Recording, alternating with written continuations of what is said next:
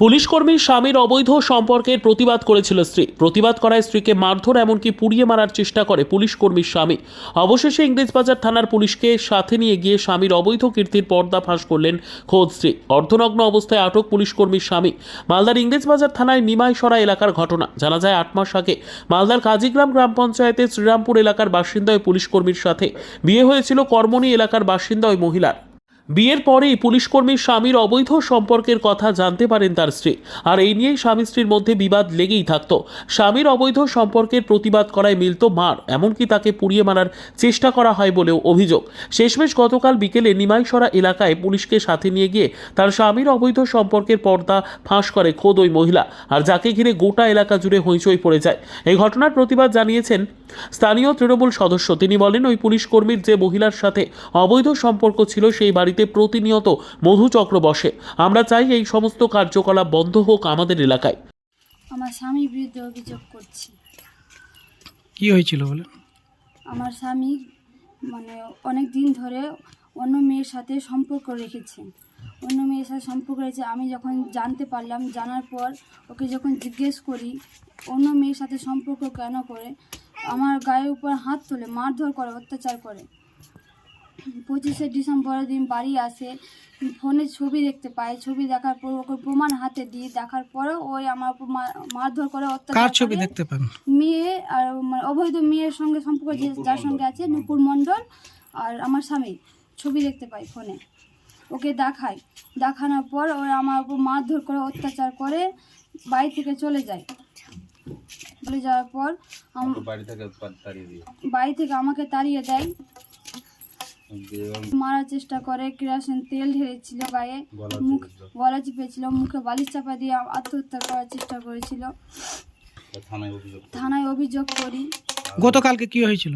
গতকালকে আমরা জানতে পারি যে ওই অবৈধ মেয়ের বাড়িতে, নুপুর মণ্ডল বাড়িতে ওই ছেলেটা আছে, আমার স্বামী আছে।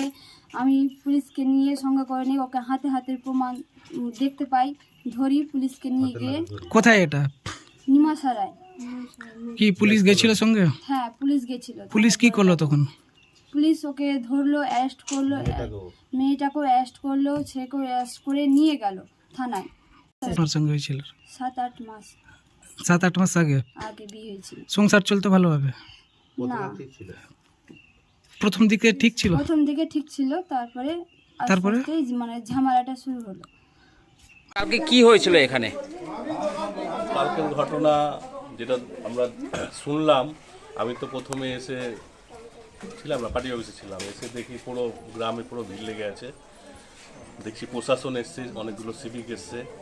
তো আমাদের এখানে পার্শ্ববর্তী একটা আমাদের জনাতন্দা বলে আমরা দাদা বলি, ওনার মেয়ের সাথে নাকি একটা অবাহিত একটা ছেলের সম্পর্ক, সেটা ওই প্রশাসনই এসে হাতে নাতে নাকি ধরেছে। সেগুলো ভিডিও ফুটেজগুলো এসে দেখলাম যে না, ঘটনাটা সত্যি। পাড়ার লোকগুলো এসে সবাই মিলে একসাথে জমায়েত হলো, প্রশাসনের সাথেও কথা বললো। প্রশাসন আমার পার্টি অফিসে এসেছিলো, বসে অনেকগুলো তথ্য নিল। এটা একটা যেটা বলছে প্রশাসনও বলছে, পাড়ার লোকজনও দেখেছে, সেটা হচ্ছে এটা একটা পুরো মধুচক্র।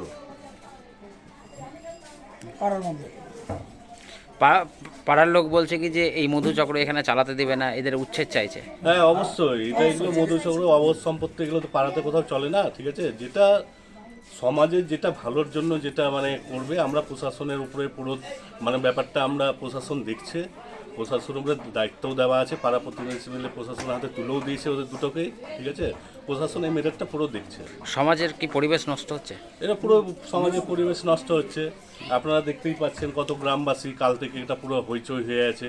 ওনার দুজনকে, মেয়েকেও অ্যারেস্ট করে নিয়ে গেছে, ছেলেকেও অ্যারেস্ট করে নিয়ে গেছে। ওনারা এখন বর্তমানে থানায় রয়েছে।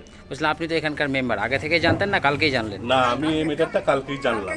কালকেই জেনে গোটা গ্রামবাসীও সবাই মিলে কালকেই জানলো। কালকে এটাকে উচ্ছেদ করা হয়েছে।